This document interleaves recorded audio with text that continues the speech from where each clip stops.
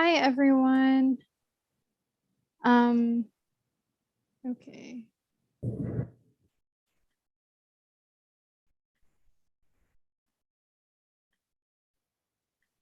I'm probably going to start shortly, but I'm just starting off with this one here.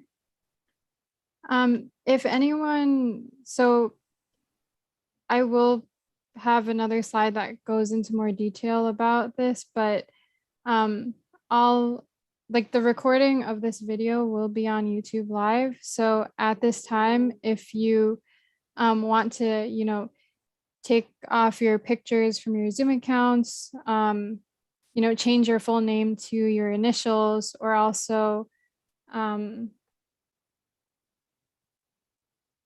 keep yourself muted throughout this presentation, please do so at this time, just because this video will be uploaded publicly on YouTube after it's recorded. So currently being in this meeting right now means that you would be consenting to this release. So I would say, yeah, change your profile pictures if you feel more comfortable that way, change your name to initials, anything that would make you feel more comfortable to, in the event that your Zoom account pops up during the lecture sometime.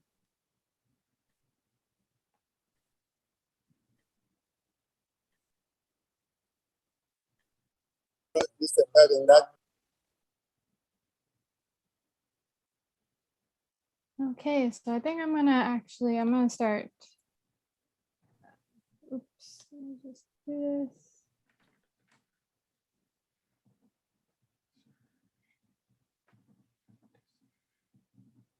Okay, I'm going to start. Yes, if everyone could mute their mics now, so that would be great. Okay, so today our lecture is going to be on research and design and attitudes and behavior with groups. So I'm Jenelle and I'm one of the MCAT tutors here. Personally, I guess I specialize in biochem and psych-soc.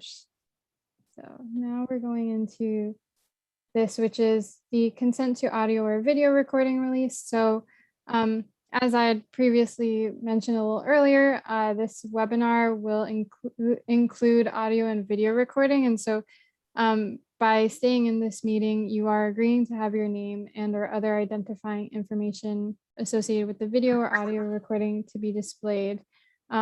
Mainly, this video would be uploaded to our YouTube channel, and so it would be public for anyone to watch. So really encourage you guys to, do any changes you want to your Zoom account now, as when I go through the rest of this presentation, if people unmute or anything like that, sometimes it will cause your Zoom account to pop up a little higher and visible on the main screen if it is uploaded on YouTube. So just, yeah, if you want to change your photographs, profile pictures, and change your name to initials.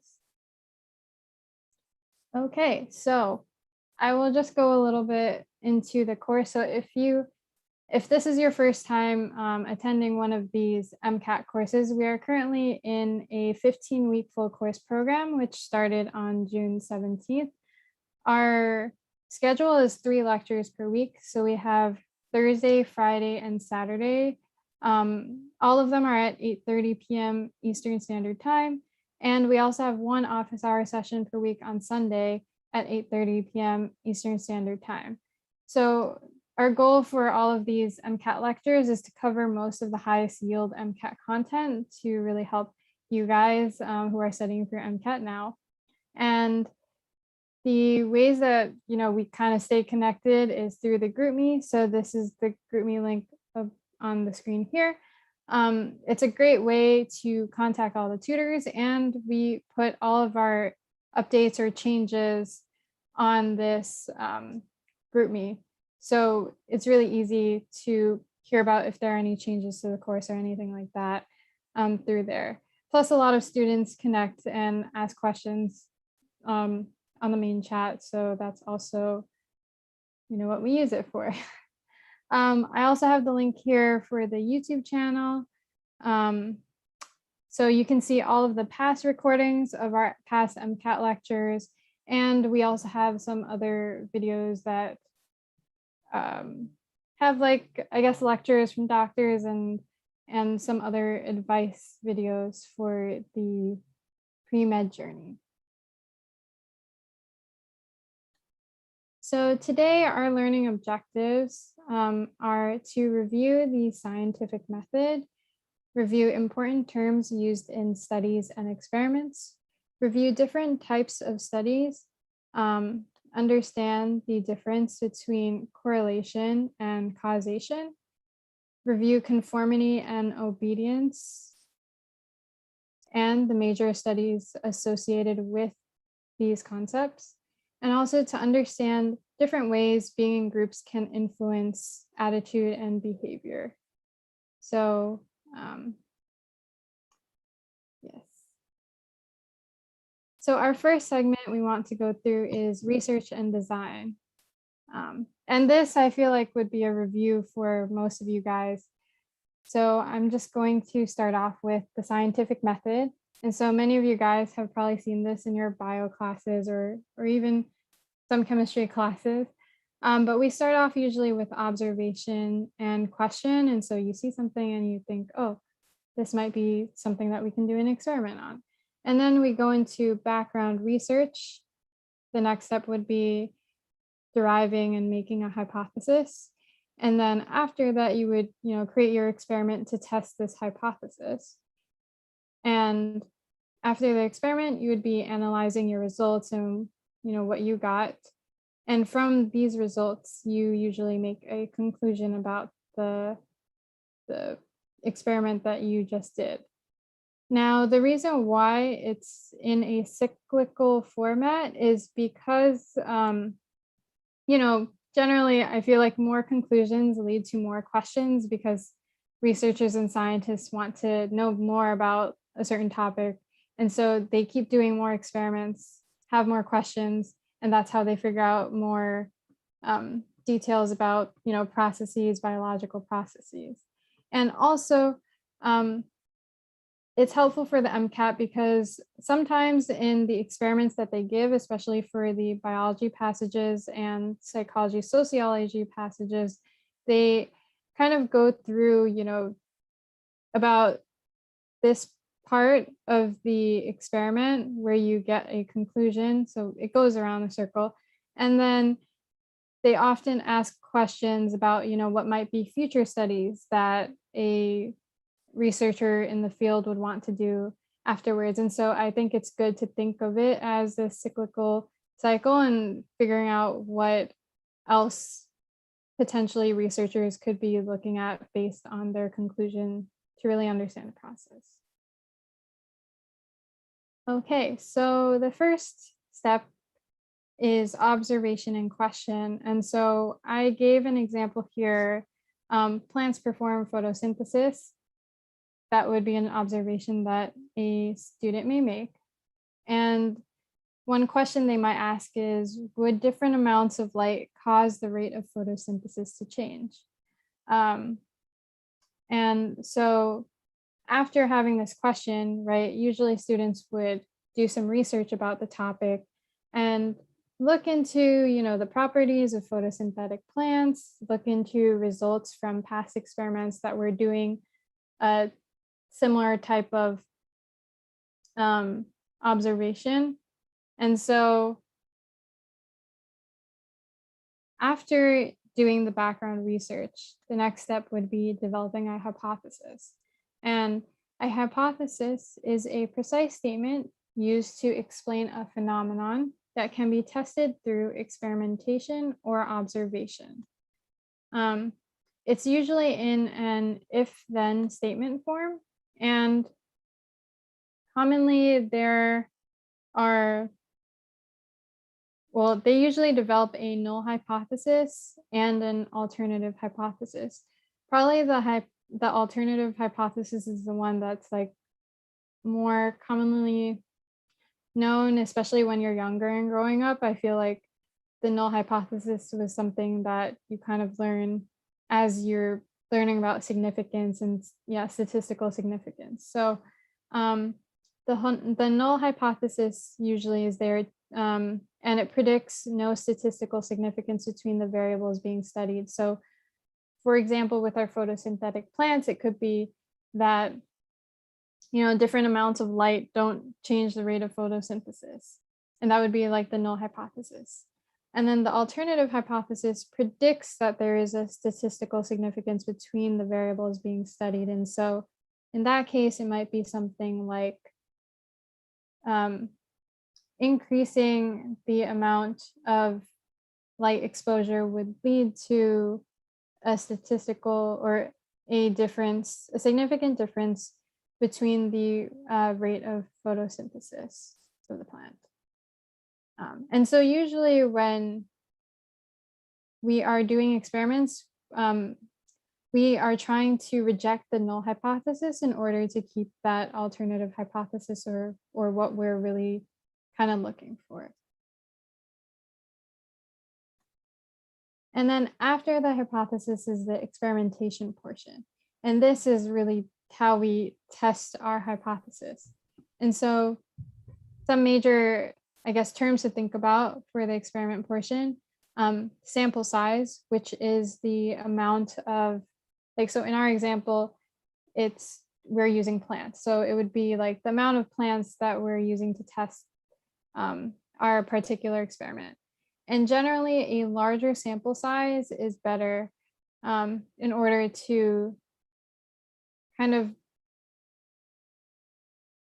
generalize, I guess, or have like a diverse group of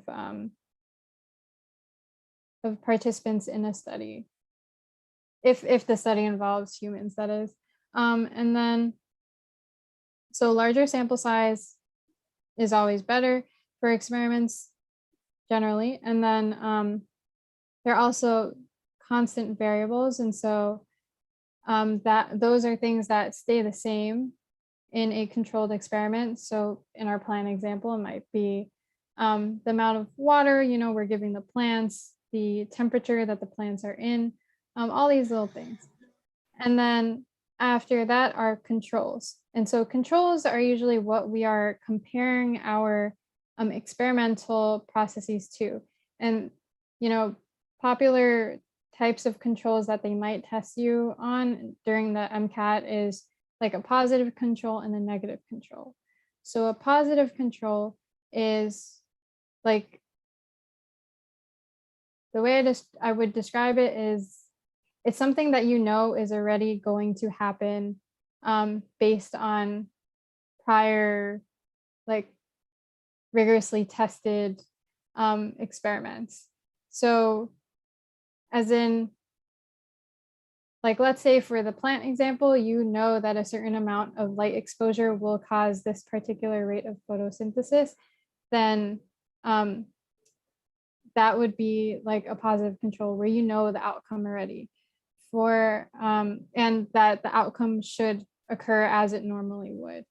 For a negative control, it's something that that an outcome won't happen at all. So usually with plants, I feel like they like to cover the plant completely. And so the plant would not be able to perform any photosynthesis in the event that like no light would be exposed to any of the leaves. And so that's usually what a negative control is in plant experiments.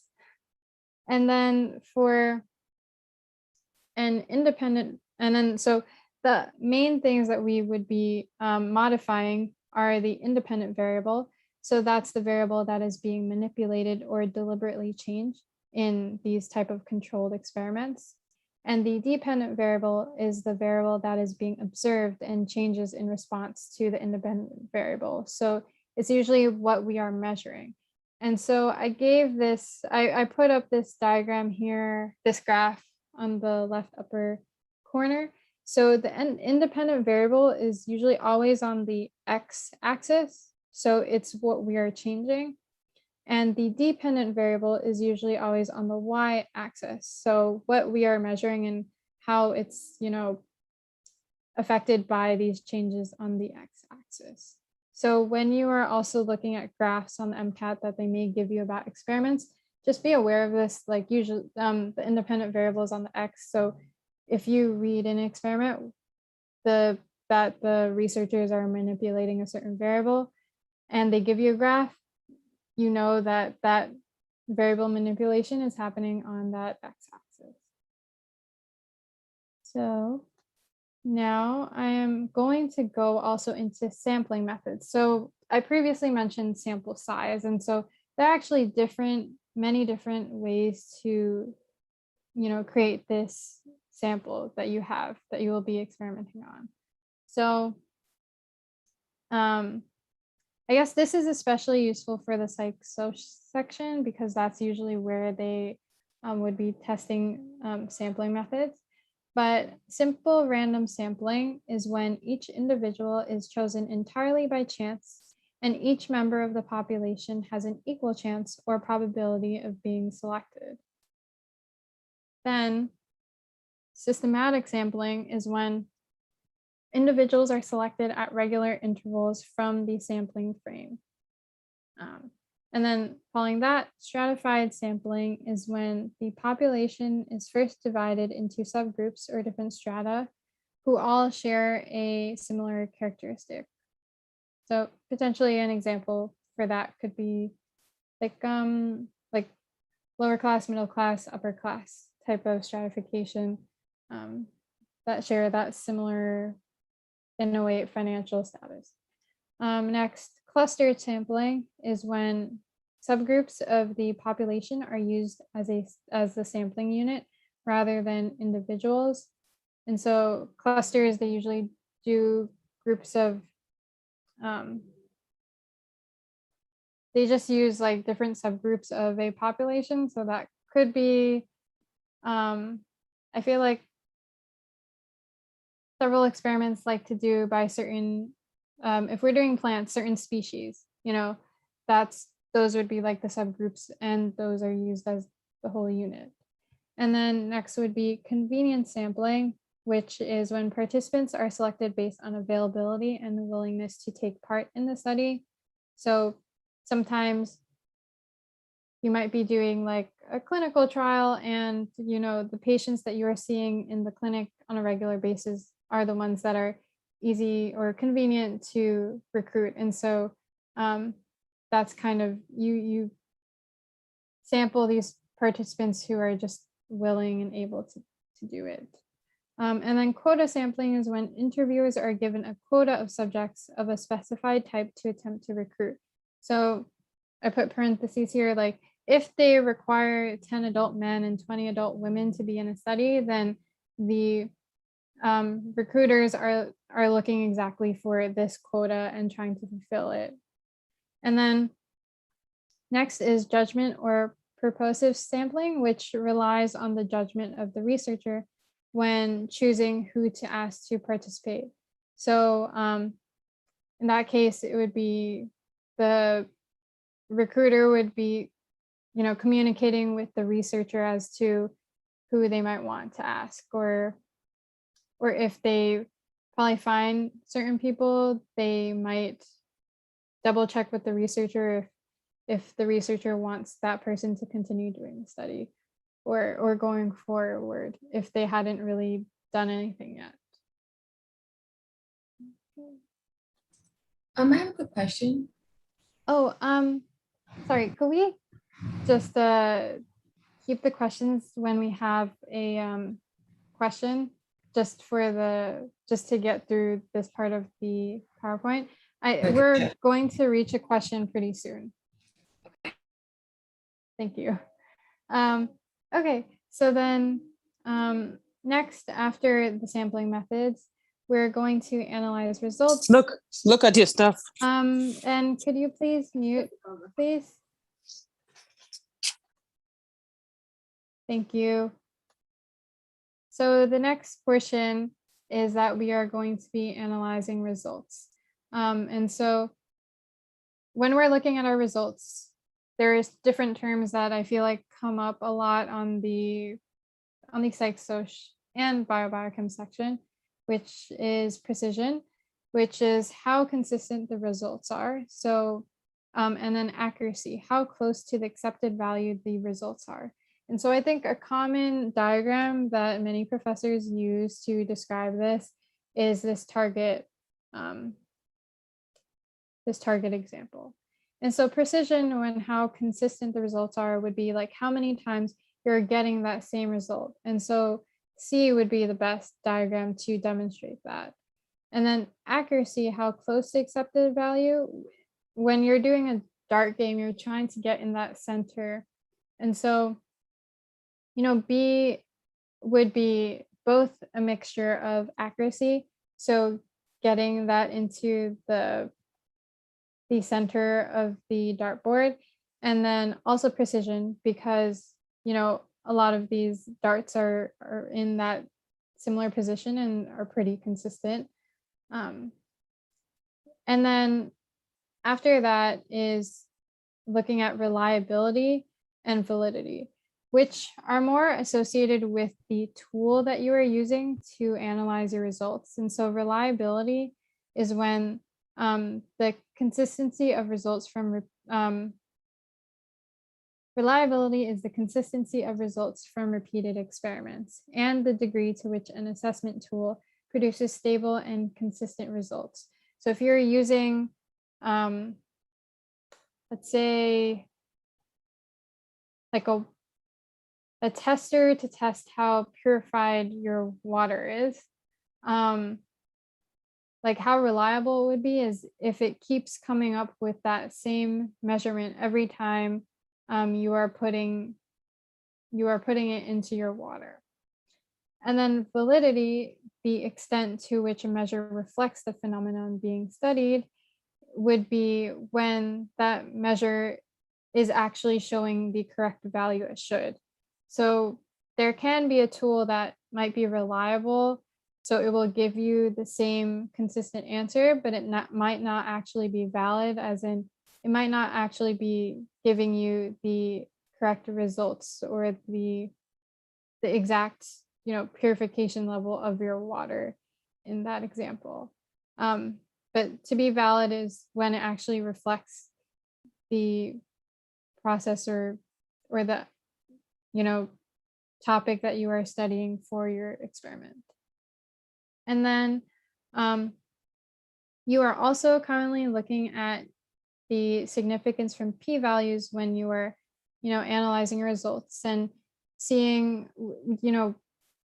p-values from t-tests and different statistical tests to determine how significant the differences are from your results of the experiment. Yes. So now we are on to a question. So I'm going to put up a poll and give you guys about like 2 minutes. So this is the question. And if anyone wants to ask questions now, feel free to do so.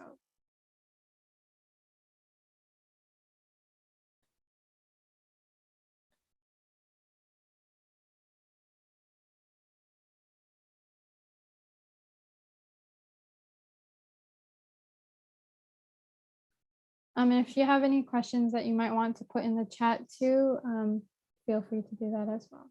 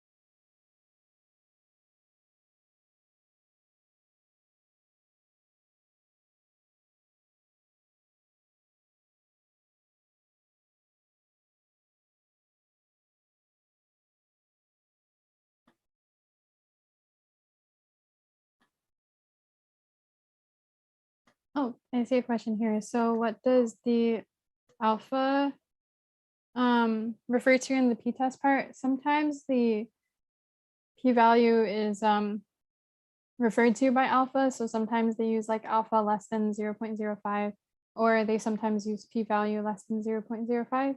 So I just put that, yeah, as parentheses in case for other ways.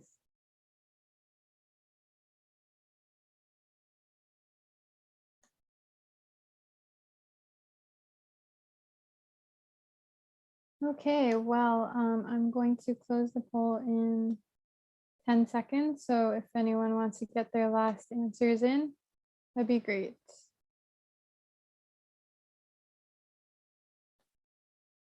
Okay, so I'm going to share the results.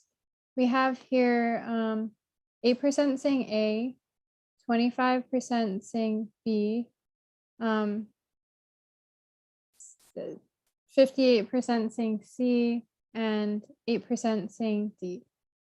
Okay, so I know generally this concept is a little bit,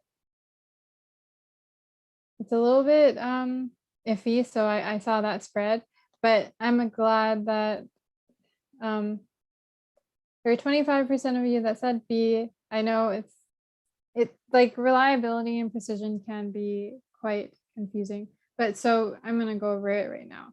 So it says the reliability of a measure refers to its so the main, I guess, question was related to choice C, accuracy.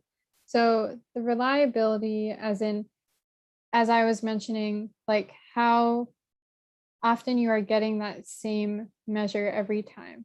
And so let me just go back. So here, reliability, the consistency of the results from the repeated experiments. So like I was using the water purifying test instrument.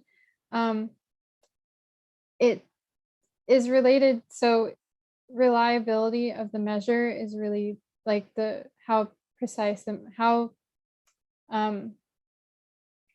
so reliability of a measure, I would say, is most associated to precision and how like consistent and how many times you are, getting that same result every time. So that's why for this answer choice, we're asking the reliability of a measure.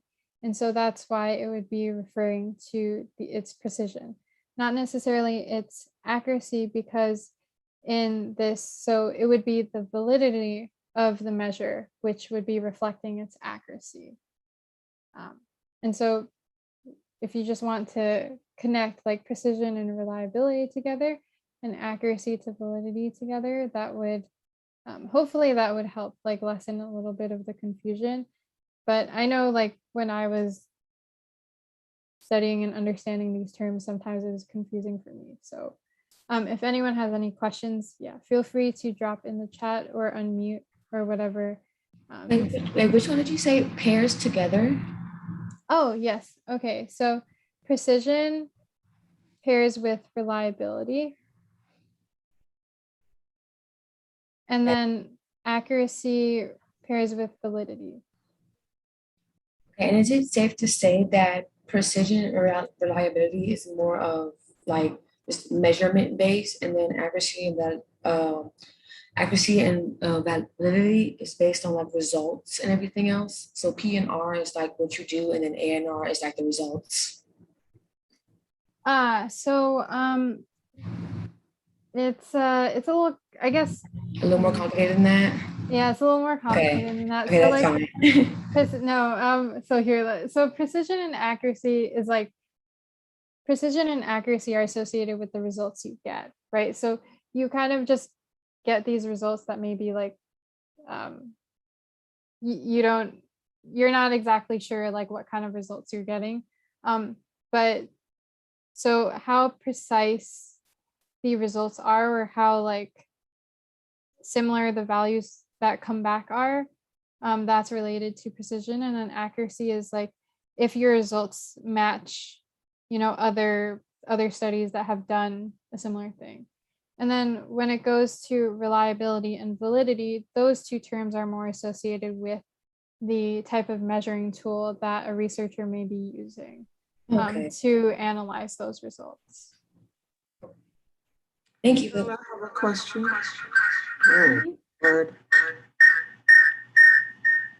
You said when we look at the graphs on the x-axis, that's usually what's being changed or tested? Yes, that's the one that's being changed. So the independent variable. So independent as in what? Was tested? Yes, the independent variable is the one that's being manipulated or changed. So in the example with the photosynthesis for plants, like if they were testing how different amounts of light affects the rate of photosynthesis, then it would be the different amounts of light that we are exposing the plant to.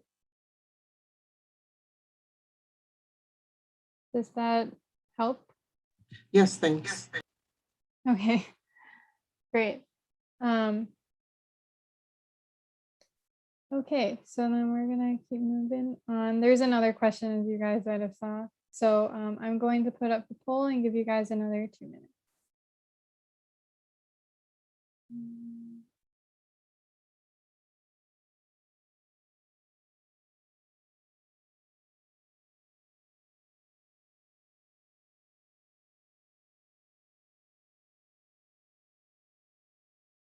Oh, oops, that was not. You're back here.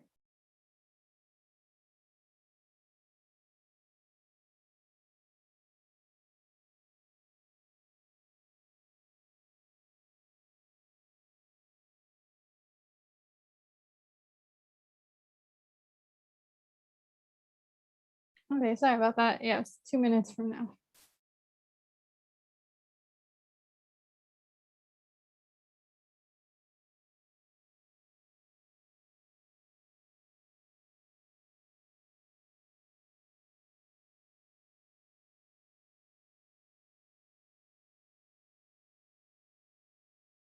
Oh, oops. Okay, so if I shared my the answer on the screen, you guys, I'm hoping for 100% here. Then.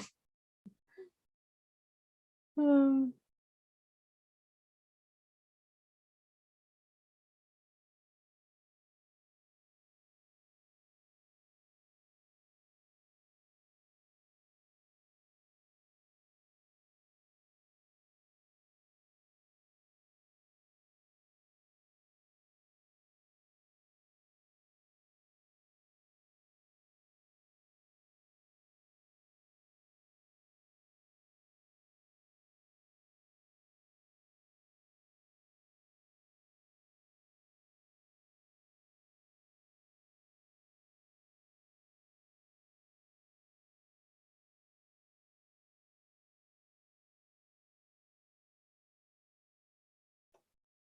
Okay, so I see questions here.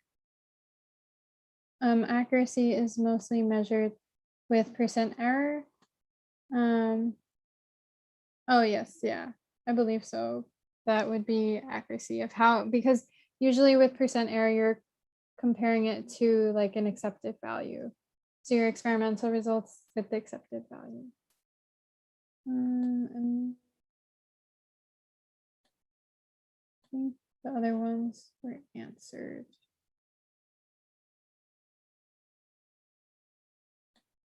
Okay. So I'm gonna end poll now. And so I know you guys saw the answers, but there is 92% for some reason. 8% chose D. So anyway, so yes, if you guys, most of you guys got it right. So congrats to everyone. So in this case, a measure's validity refers to its accuracy, which is what we went over in the previous slide as to why originally reliability was associated with precision and validity is associated with accuracy. Does anyone have any questions regarding any of the material so far? If so, like, feel free to unmute or also put a question in the chat.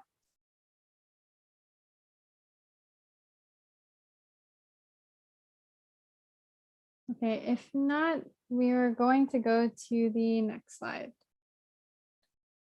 Okay, so after we get all these results, we also have to make a conclusion about the experiment. So that's where we're reviewing the results and we're comparing it with other past studies. So two major things that you want in an experiment is reproducibility. Now, Oh, sorry. I was like, yeah, the slide. Yeah, I was just gonna go back. Okay. Sorry, do you have a question? No, the slide, it's frozen. It's still on the second question. Oh, is it really? Yeah, Oh, oops, oops. Okay, thank you. no problem. Okay, so do you guys see this one right now? I see accuracy is the correct answer now. Yes, yeah. That was the one that okay, wait. Yes, yeah, because most of you guys chose C for this question. So it measures validity, refers to its accuracy. Like we kind of went over before with reliability and precision and accuracy and validity. Oh yeah, that's the only slide that I see. Oh, right. I haven't gone to the next slide yet. Hi, okay. Okay, so I'm going to go to the next slide right now. If anyone doesn't see it, please message in the chat. Okay, so now we are going into the conclusion. So now is when we're reviewing our results. This is when we are comparing it with other past studies that have done like a similar type of experiment or anything like that. But the two main terms to look out for is reproducibility and replicability. So these are really important, I guess, for when you're doing experiments. So reproducibility is being able to obtain consistent results using the same data and code as the original study. So as in, if you were to do the experiment with your team, like, and repeat it, I don't know, like 3, 4, 5 times, you would be getting the same results those 3, 4, 5 times. So just like, and following all of the exact same processes that you did the first time. On the other hand, replicability is when you're obtaining consistent results across studies aimed at answering the same scientific question. So let's say your lab gets a certain result and another lab who's also like researching the same topic decides to, do the same experiment as you. If they get that same exact result that you did, then that would indicate replicability. However, sometimes, something may be reproducible in one lab, but not necessarily have the same results in other labs, in which case then it wouldn't be considered replicable because the other research team is not getting the same like consistent results as your team. And then, so as I mentioned in the intro to this lecture, from the conclusions, it usually raises more questions for future research and future experiments that researchers might want to do in order to really better understand these biologic processes. Okay, so now we're going to segue into different types of studies and analyzing the outcomes from these studies. So the different types of studies here are the cross-sectional study, which looks at a group of different people at one point in time. The cohort study, which follows a subset of a population over a lifetime that share a particular common characteristic. And then a longitudinal study gathers data from a group of people repeatedly over a period of time. Usually, like the researchers will keep following up at specified periods of time for longitudinal studies. And then for a case control study, that's where there are two groups differing in outcomes that are identified and compared to find this causal factor that's, affecting the case group as opposed to the control group. And then there's a randomized controlled trial, which is when treatments are randomly assigned to people in the study to test the efficacy or side effects of treatment. Usually it's with, study drugs. Sometimes there's a placebo, and sometimes there's also the actual study drug that's being tested. For these randomized controlled trials, they can either be blinded or unblinded. And so if it's blinded, then no one knows what the patients are getting. If it's unblinded, then the patients have an idea of, which one they're getting, or also the research team would know what type of study drug they're getting. And then an experimental study is a study involving the manipulation of variables, which usually includes independent and dependent variables. And so especially in, I would say, the psych section is when they really like to talk about these different types of studies, more so than the biochem section. And also many of these, so the cross-sectional study, cohort study, longitudinal study, and actually all of these except for the experimental study would be considered in observational study, because really you're just looking at the outcomes based on what is already kind of given to these patients. For an experimental study, it's really unique because you're controlling all of the variables, you're controlling all of the constants that are in that study, and you're really, that it's only the independent variable that's changing, which would affect that dependent variable. For all of these other studies, especially because they all have diverse patient populations, you can't control for every single thing. And so that's why it would be an observational study. That you're looking at one particular thing, but you're not really changing all these other variables. And so that's for the different types of studies. And then I also wanted to stress the difference between correlation versus causation. So correlation is when there's a relationship or pattern between the values of two variables. So in these graphs here, we see positive correlation when both the factor in the x-axis is in the positive direction and the factor in the y-axis is in the positive direction. So you're just seeing that both of these are both positive. And so generally it's considered positive correlation when the r² value, so if they talk about correlation, they will give this value. They will often give this value, this R value to you on the MCAT exam in the answer choices if they are talking about the degree of correlation. So when an R value is greater than 0.7, it is considered a strong positive correlation. And if it's greater than 0 in general, it's considered positive correlation. When, let's say the x-axis is going positive and then the y-axis is going negative, so in the opposite direction, then you would have negative correlation. And the way to indicate negative correlation by the R value measure is when it is less than 0.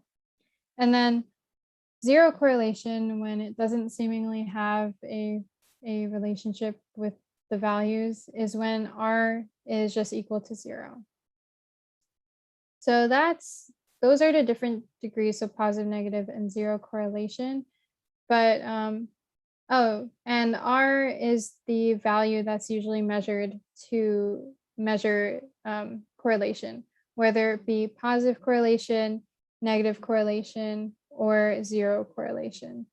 So these values really help researchers determine, the trend for the correlation of two variables. And then for causation is when one event causes another event to occur. So causation can only be determined from an appropriately designed experiment. So like the main difference I would say between correlation and causation is that correlation is just looking at a relationship between two variables, but we're not necessarily saying that one variable is causing the other variable to increase or decrease, because you can't really say that unless you have this controlled experiment that you're doing. So when you're doing a controlled experiment, the results that you're getting would allow you to determine like causation, meaning that one event, causing the other one to occur, because you know that all of these other variables are being controlled and the only thing you're changing is the independent variable, and that's causing that change for the dependent variable. For correlation, that's with the observational studies we were talking about, where you see that maybe like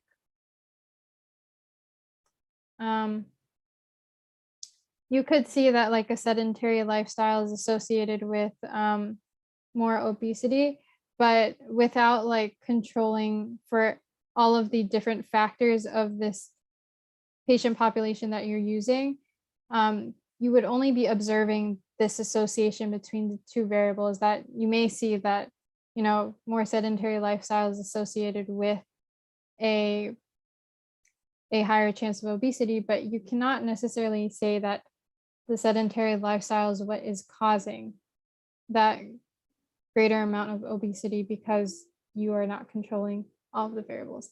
I feel like this is something that they like to test on quite a lot in the MCAT PSYCH, and they kind of do it in like a, I guess they kind of make the answer choices seem like, they can make it seem like you're saying causation, and you would know not to pick that in the case if you know that the study is observational. Like, I feel like they like to sneak it a lot into the questions. So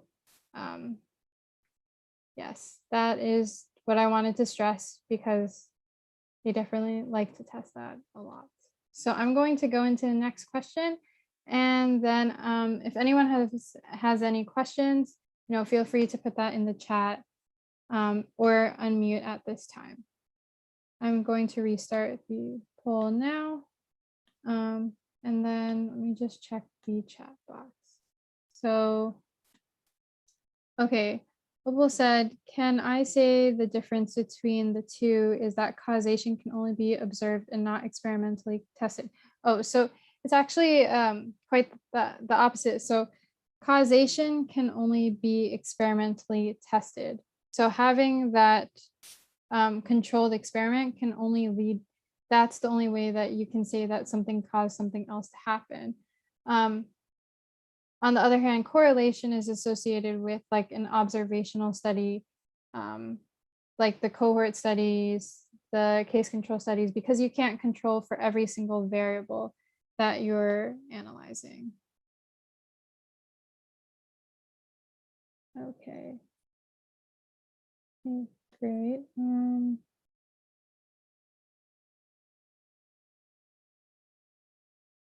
Oh yeah, and like Chris is saying, like sometimes they have I know that when I was a student, they had this website that would just show like a bunch of correlations that kind of don't exactly make sense, but they're interesting to know about. So for his example, he said homicide levels in New York City increased one summer as ice cream sales increased as well.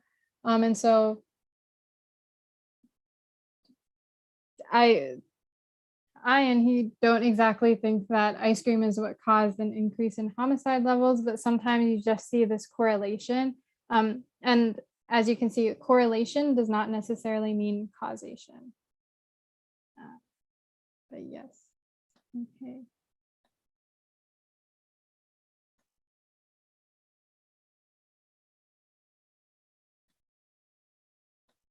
So I'm going to give you guys like 30 more seconds. Please get your answers in soon.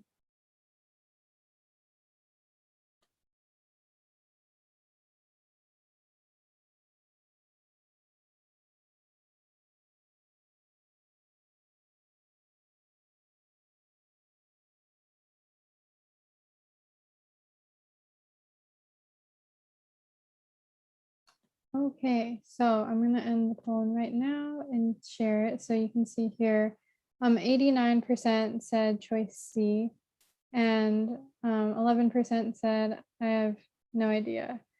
And so and this is great. I'm glad for the results. So yeah, so most of you guys got it right. So yeah, Vivek noticed that students in his class with a larger shoe size tends to have higher grade point averages. Based on this observation, what is the best description of the relationship between shoe size and grade point average? Because we know that Vivek is just noticing that there is this association, but he's not exactly doing like an experiment for it. We know that has to be, well, it can't be a causal relationship. And also because both of them are, so the shoe size is increasing and the grade point average is increasing. Both of them are going in that positive direction. So that's why it is positive correlation. And what, oh, I see a message. Oh, that's funny. Yeah, see, like sometimes you do reports and you see that seemingly unrelated. I mean, seemingly, I guess all these things have a strong correlation. They're interesting facts to know, I definitely would say. It's a lot of interesting things you can find out on the internet. So I'm gonna I have another question here. So I'm gonna relaunch the poll. And yes, if anyone has any questions, feel free to ask during these times when we get into the question sections. You can either unmute or send a message in the chat.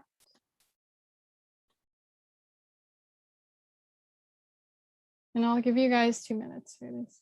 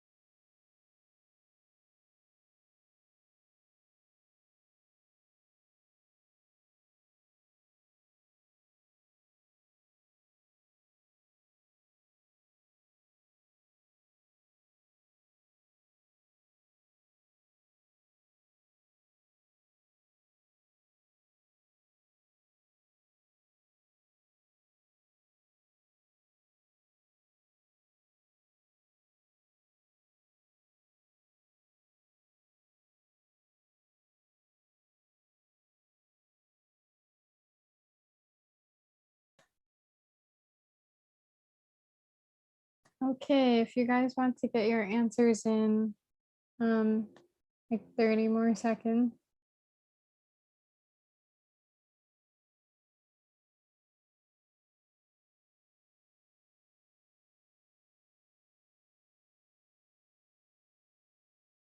You can take a guess at it, whatever you want. Don't worry, because we'll be going over all of these questions after.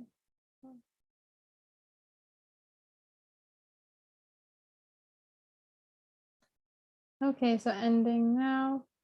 So here we can see about 60% said choice B, and 20% said choice A, and 20% also said choice C. So I will say the majority of you guys got it correct here, 60% saying B. And so I will help explain this one, because I know this can be a little bit confusing. So it says data from a certain city shows that the size of an individual's home is positively correlated with the individual's life expectancy. So we are seeing here that when the individual's home increases in size, it's associated with a higher life expectancy. Now it's asking which of the following factors would best explain why this correlation does not necessarily imply that the size of an individual's home is the main cause of increased life expectancy.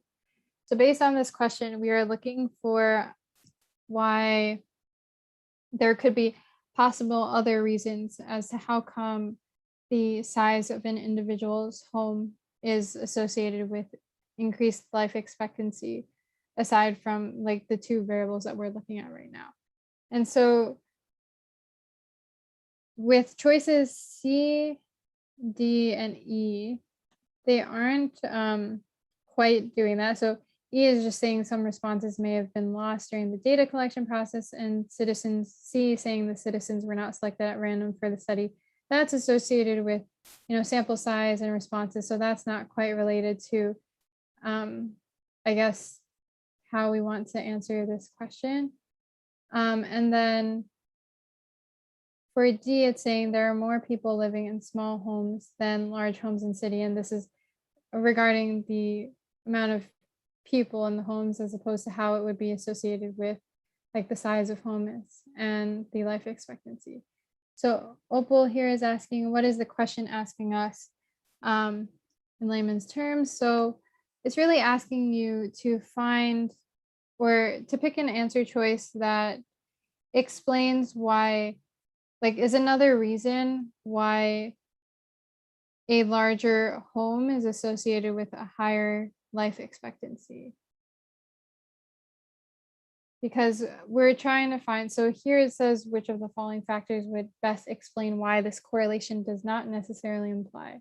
So we're looking for something else that might potentially, right? So it says not, it's saying not necessarily implying this association, meaning we're looking for something else.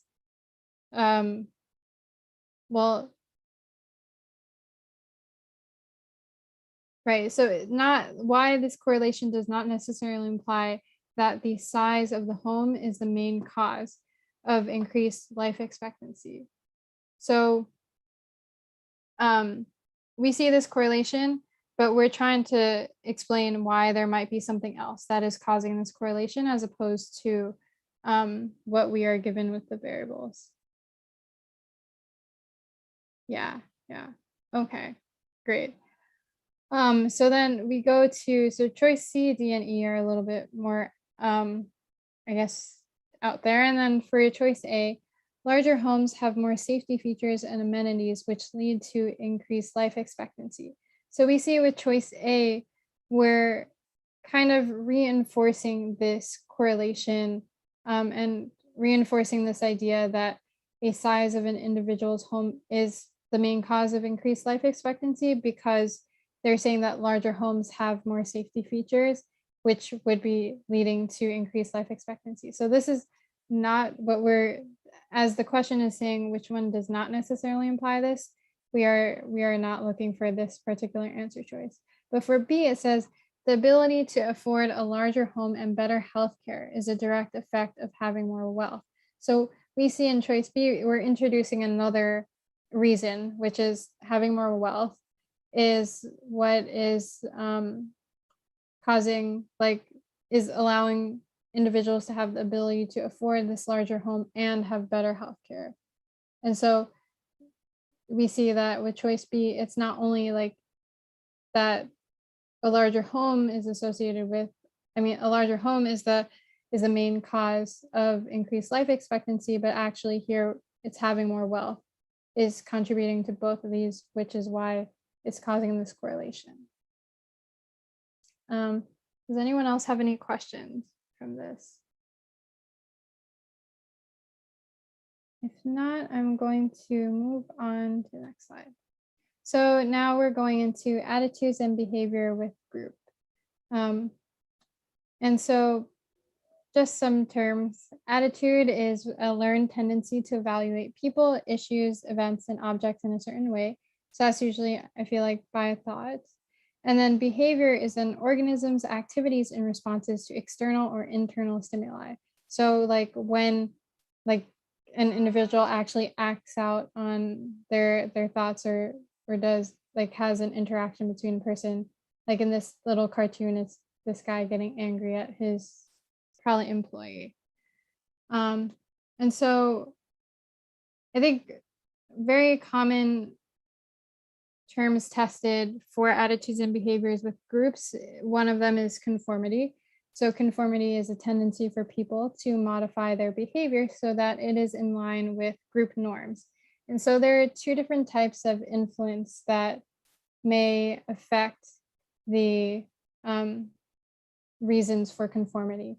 One is informative influence, which is when you're looking for guidance and assuming that the group is correct when you yourself don't really know what to do, possibly because you just don't have that much experience with a certain subject that you or topic. That's why you are looking to other people for that help. And then normative influence is when you are following the group's negative actions to prevent group rejection, even though you know it's not right. So in that case, you're just trying to fit in, even though you know that it's not necessarily the best thing to do. And then a common study associated with conformity that the MCAT likes to test on is the Ash line study. So it was done by Solomon Ash, where he showed a target line and gave 3 choices with different pictures of line lengths. And so he would give a picture to, well, what it would be like is in the room, they would have multiple participants that were actually like working with the study. And then they had that one like test subject, that experimental person there to see how the effects of the other members' answers would impact that experimental person's answer. So here we see solitary members made errors less than 1% of the time, which means that he showed this target line and gave, the choices to the participant, and the participant would correctly choose the line that was like the answer choice that had a similar length as the target line.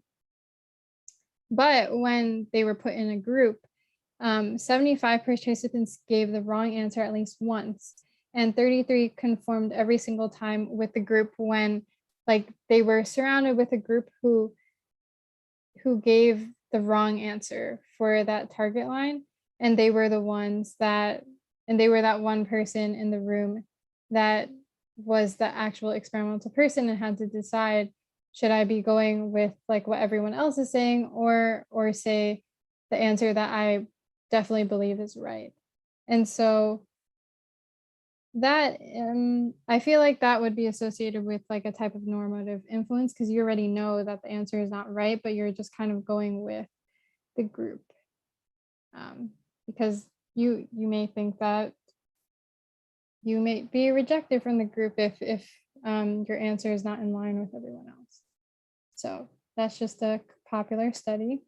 And then another popular idea is obedience, which is how we follow orders and obey authority. And so a popular study associated with this is the Milgram study.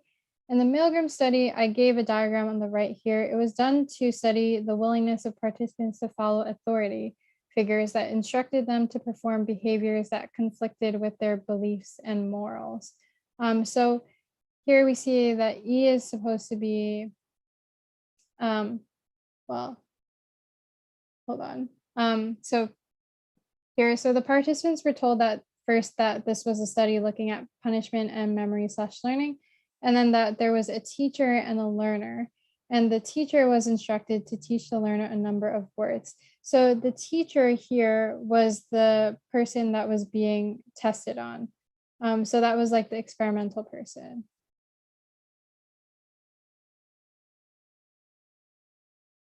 And then the learner is another, so both the experimenter and the learner are both related to the study itself. So the teacher, so the subject, was instructed to shock the learner in increasing voltage each time the learner gave the wrong answer. And so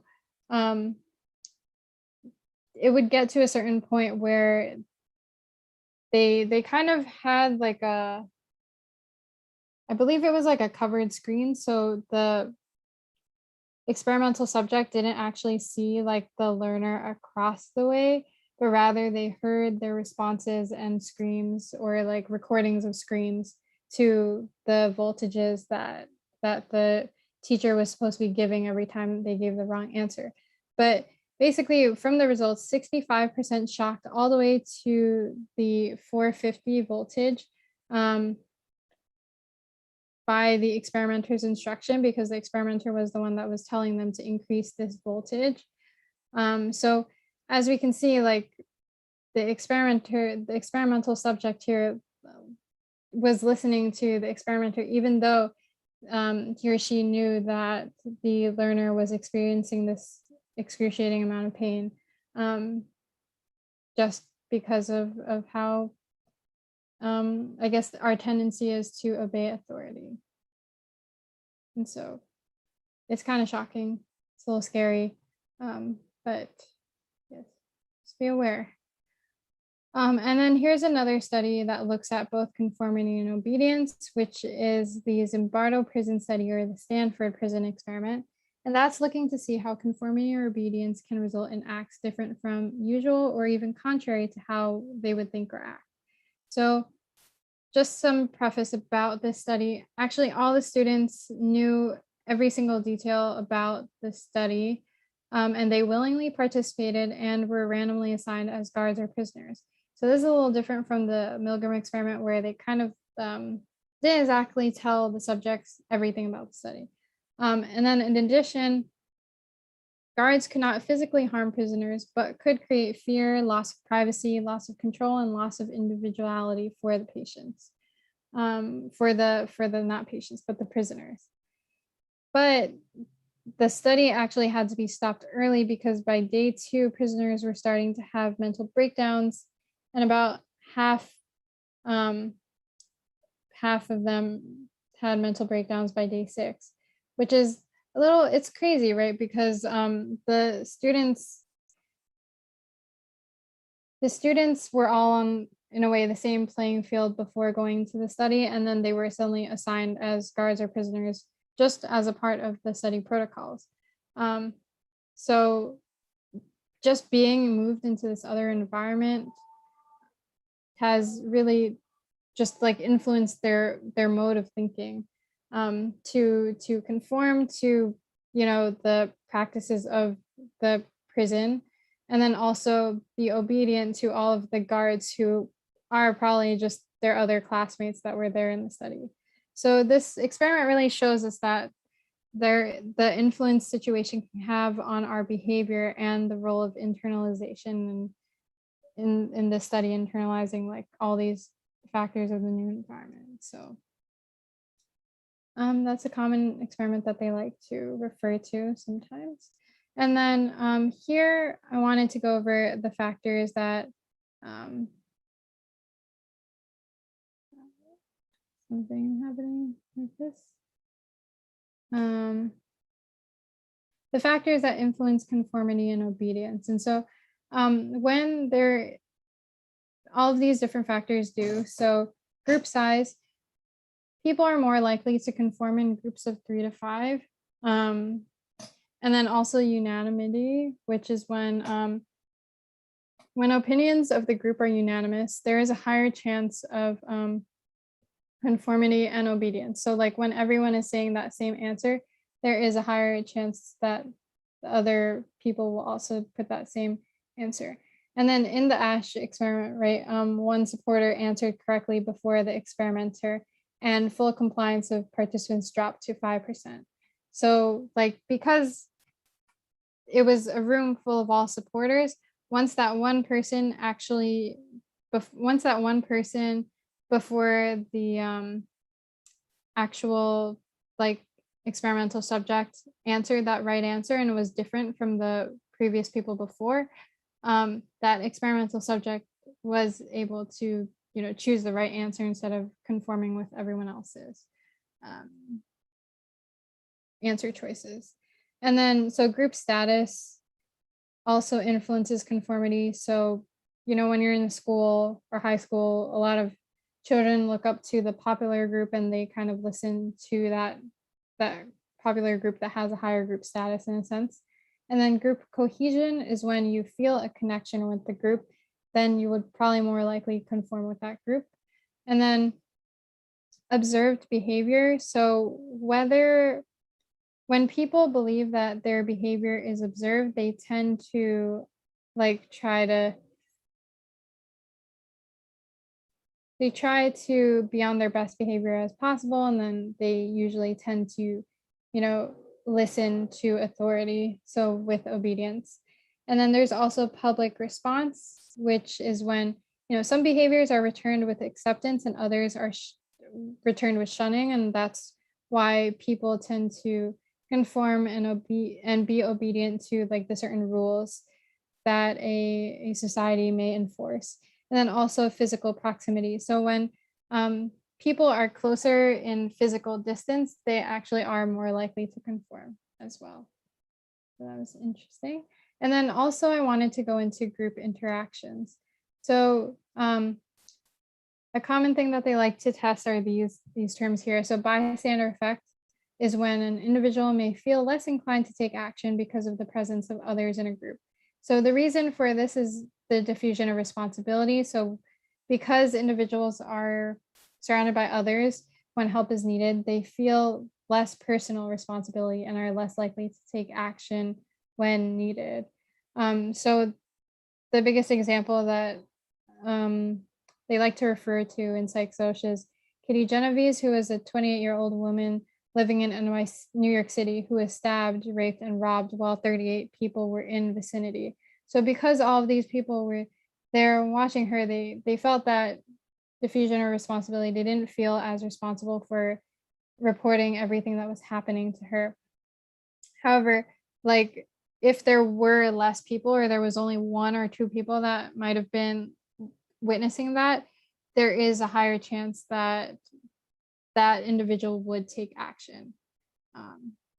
Okay, and then the next term is social facilitation, which is when the most dominant response for a behavior is shown.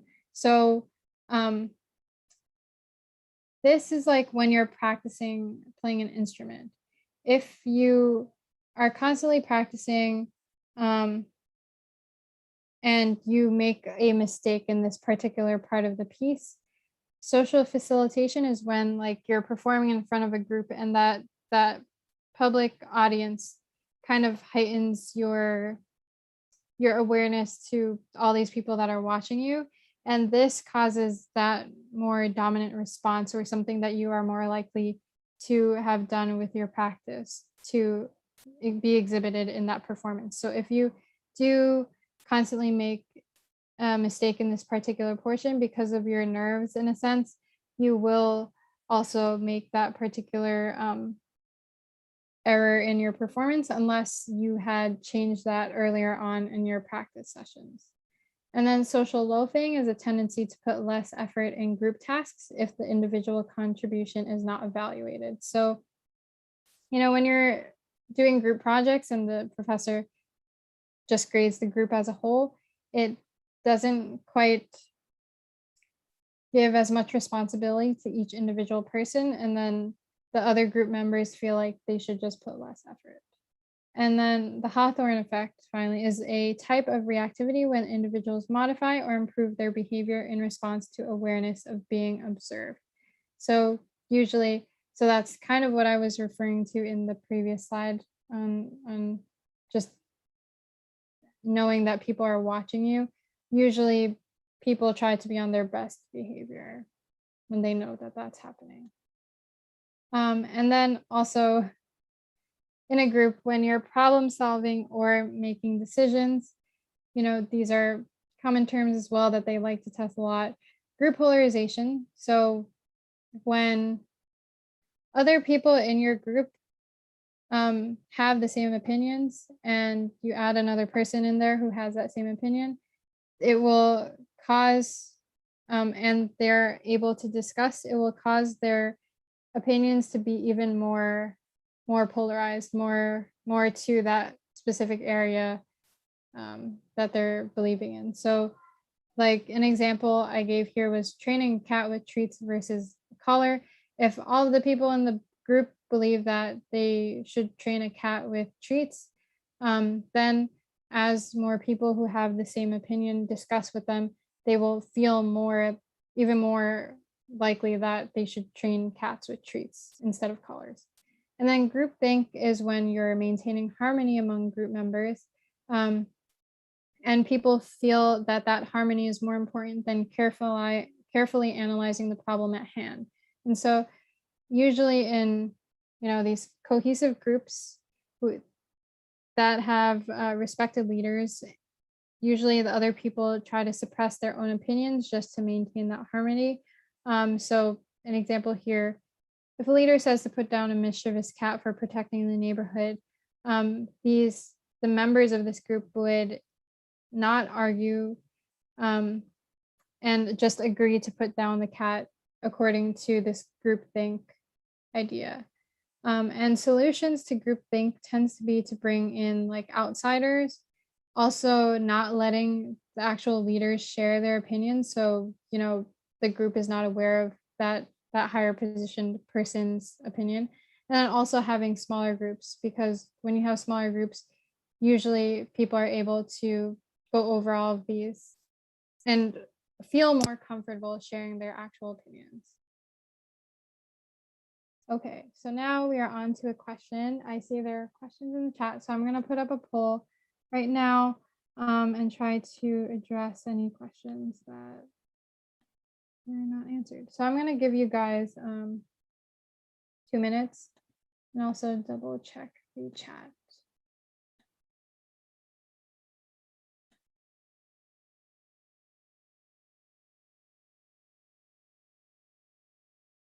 I don't exactly know where it's coming from.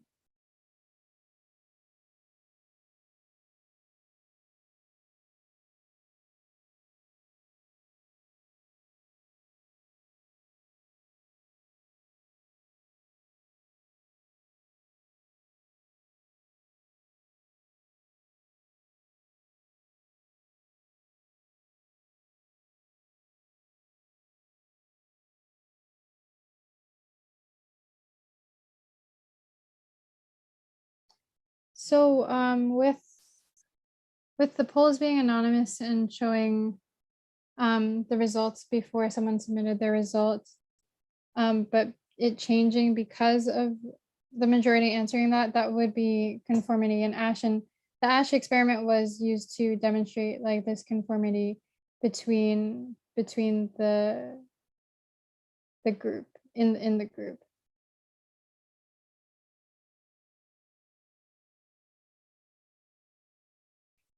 And unanimity, sorry, What I mean by that, Janelle, like, so for this question, so if everybody chose whatever D, and I know maybe I'm just randomly, I know A is right, but if you told me 80% chose D, then I change my answer from A to D, is that ASH or is that conformant? That's what I'm asking. Oh, Like, so ASH is just an example of conformity. Like it's just an experiment that's an example of conformity. so So where would I fit if I change my answer based on the group poll majorities chose D for this one? so when you're saying where would you fit, Like when I change my answer, say we answer, if you showed me and said, oh, majority of the students are choosing D for this question, and I knew A was, I don't know, I haven't looked at it, and I knew A was right, but I changed it to D, what does that fall under? that would fall under conformity. And Okay. an example, so the ASH experiment is an example of conformity. Okay. It's not a separate thing from conformity. So conformity is the umbrella term, and then ASH is like a sub. ASH is just the ASH experiment. So Salman Ash was the one who did that experiment studying conformity. And so that's what the ASH experiment is. It's not a separate term. It's more an experiment that contributes to the understanding of conformity. Okay. Yeah. Okay. Hopefully that Yes. resolves Yes. that. Okay. Uh-huh. Okay. And then here, how does unanimity explain a jury being deadlocked? I guess regarding that, oh wait, Chris already said here is a larger group than 3 to 5, so it wouldn't be useful to explain the jury. And that can explain it with confirmation bias. And so potentially jurors, oh yeah, I mean, jurors tend to have like their own beliefs, and so that's why. Also, well, they also tend to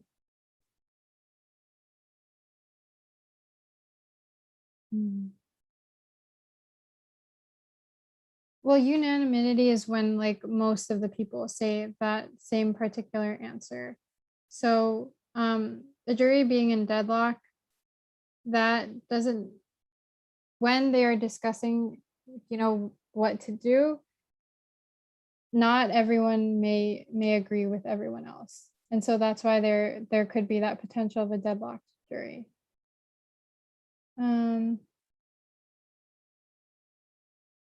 Cult fitting in polarization or facilitation or neither.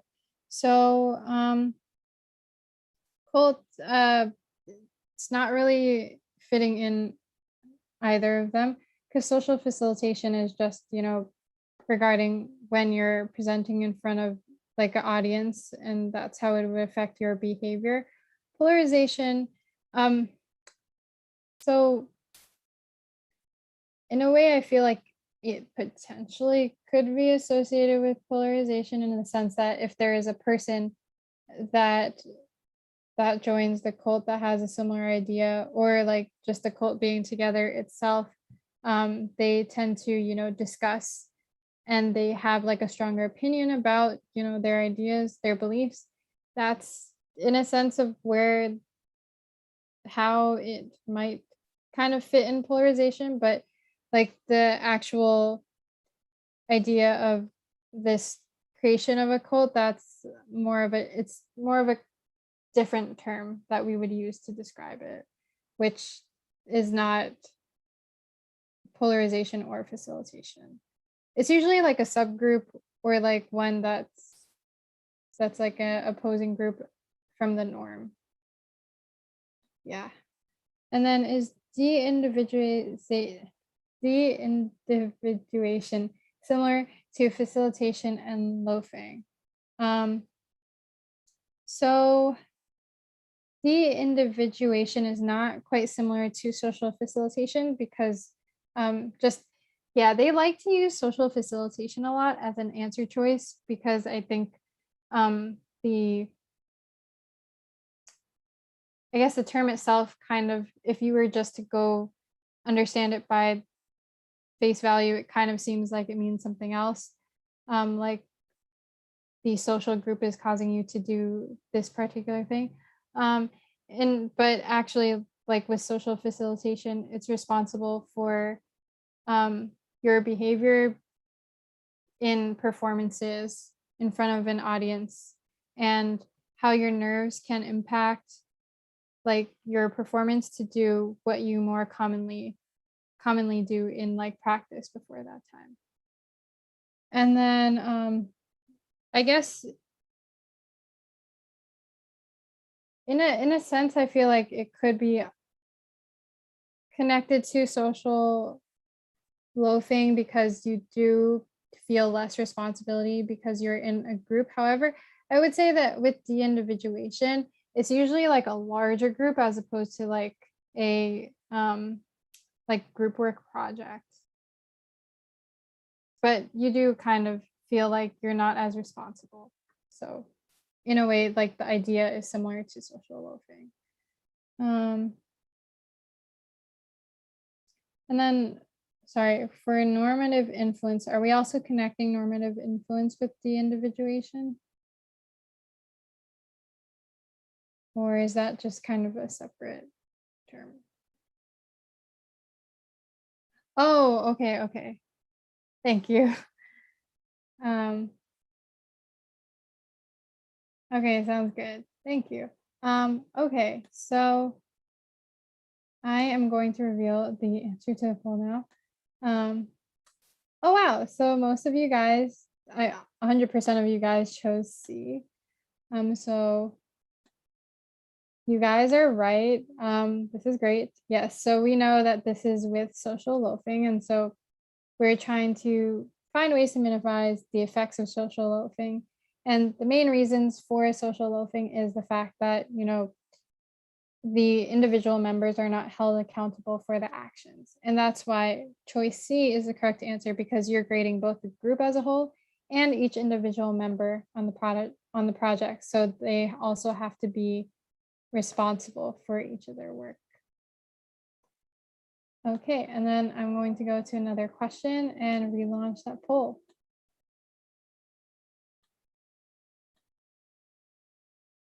And if you guys have any questions, feel free to put that in the chat or unmute as well.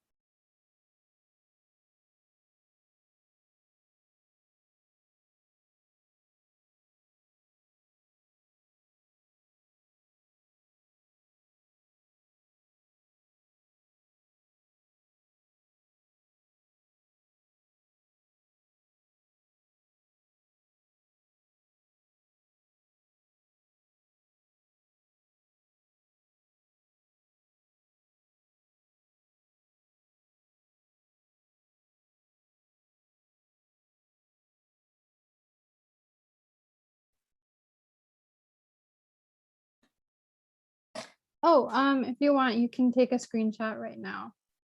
I'll just, oh wait, actually, I'll wait until all the poll answers are in, and then I'll go back to it.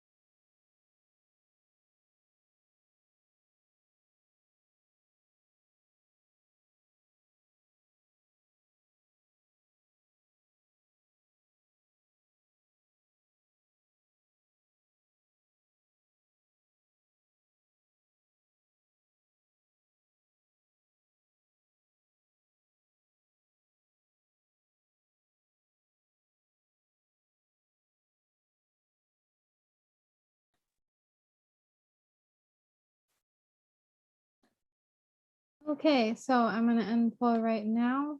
So as we can see here, 100% is saying B, and you guys are all correct. So that's awesome. So yeah, normative conformity, because Idris, you know, he still knows that it's not right to drink, especially with his family having a history of alcoholism. But he's just conforming to the group to prevent social rejection. And then compliance, you know, because he's just going along with it. If he actually privately felt that drinking was not problematic and was okay, then that would be more of like an internalization as the second part of the question. But because he still has his, you know, previous values, it's compliance.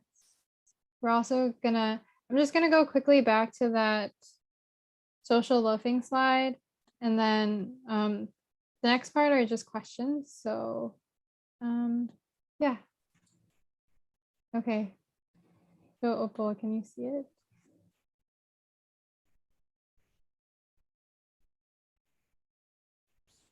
quick question. Mhm. For question 2, what would make it the opposite choice? So I don't know if you want to go back to the questions. Okay, so we all know that it's people. What would make it informational conformity and internalization? It's because I kind of missed the informational conformity definition. Okay, yeah. So informational conformity is more like when you don't know that much about like a particular topic and you're kind of just going with what the whole group is saying. Okay. But in this particular case, it just knows a lot about the bad effects of alcohol. So that's why it wouldn't be like he's just going along because he doesn't know anything about alcohol. So like information conformity is like ignorance is bliss, kind of. Sorry, could you repeat that? So like informational conformity is like ignorance is bliss, kind of. Oh, yeah. In a Okay, way, cool. yeah. And then internalization, yeah, is if his actual private feelings change because of what he goes along with for the group. Okay, okay. Yeah, sounds good. Okay, Thank and you. then yep, of course. And then we're gonna go into this question as well, just to reiterate some of the points. So I'm gonna relaunch the poll right now. Okay.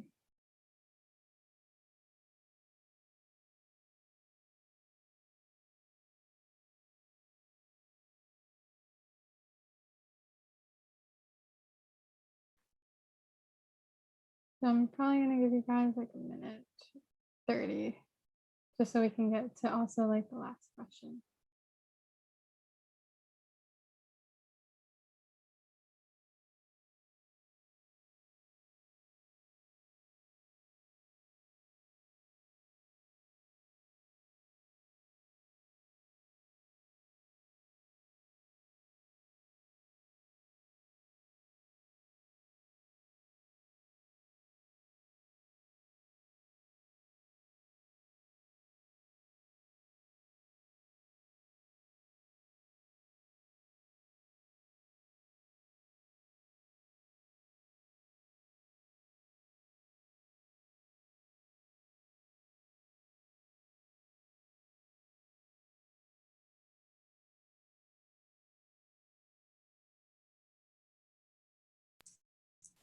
But I don't know about anybody else, but I can't see choice D.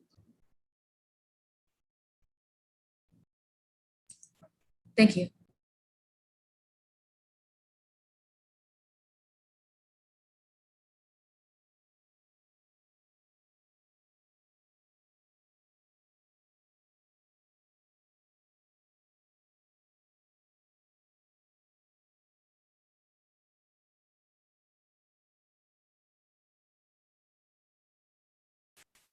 Okay, I'm going to end the poll in like 10 seconds. So if you can just get your answers real quick.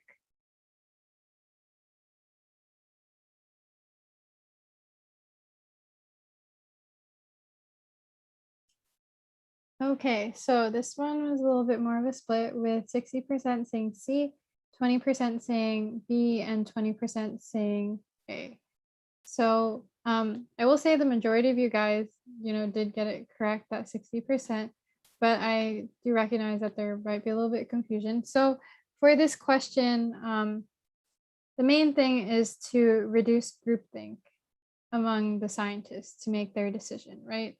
And so we went over the concept of groupthink, which is when people in a group try to maintain the harmony of the group so they don't do anything to disrupt it, as in might be going against what the leader is saying in the group, because usually for these group things there is a leader who kind of is who all of the members look to for the answer, and then also, right, they won't argue with the leader, they won't really share their opinions to add any ripples to their decisions, and they're just trying to go along with what everyone else is saying.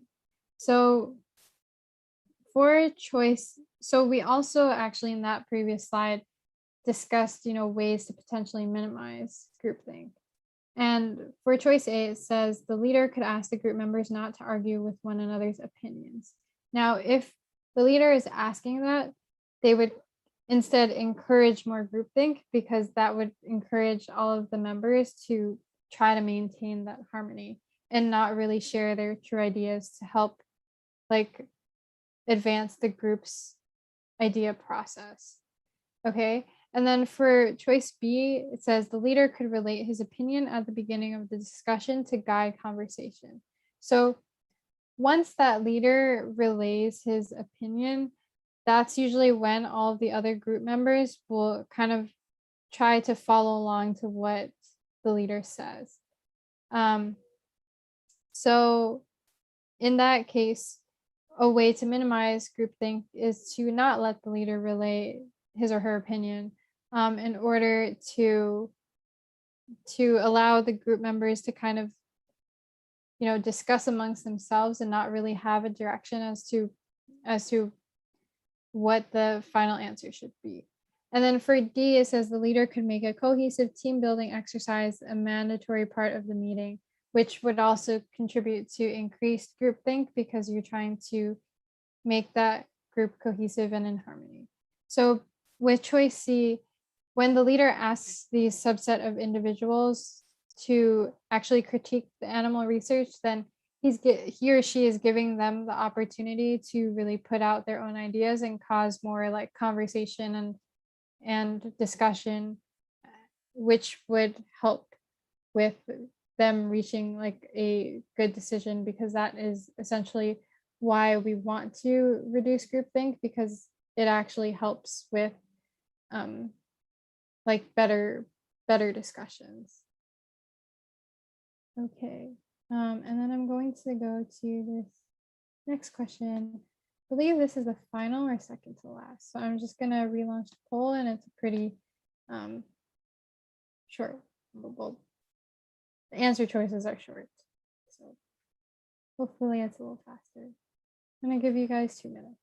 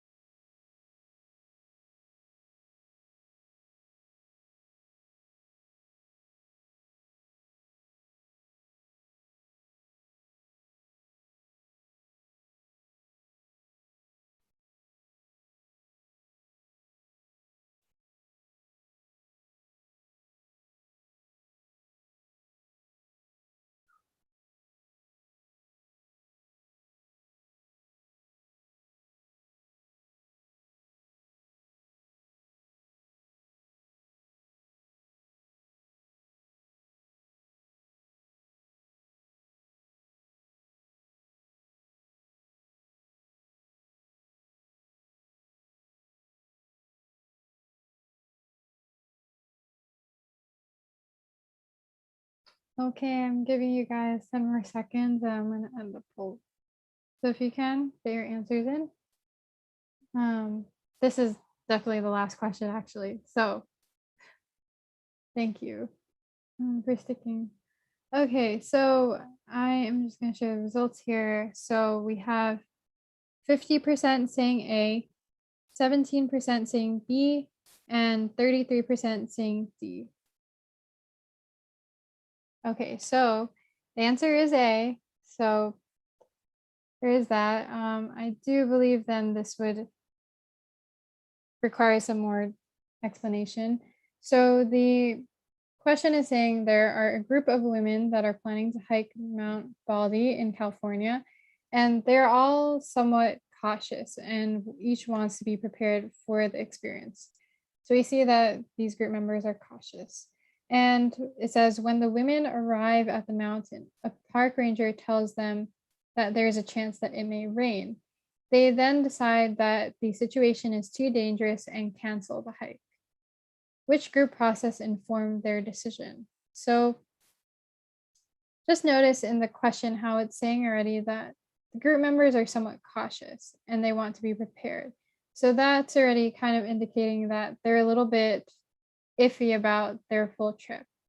And then when you see that the park ranger tells them this additional information that there is a chance that may rain, because this would make the experience a little bit more dangerous, they all decide unanimously that this situation is too dangerous and they decide to cancel the hike. So because of this additional information from the park ranger and having this brief time of decision, the fact that they were already cautious and then having this discussion with the park ranger caused them to be even more like feeling like this trip may be dangerous. And so that's what caused them to cancel their hike in the end.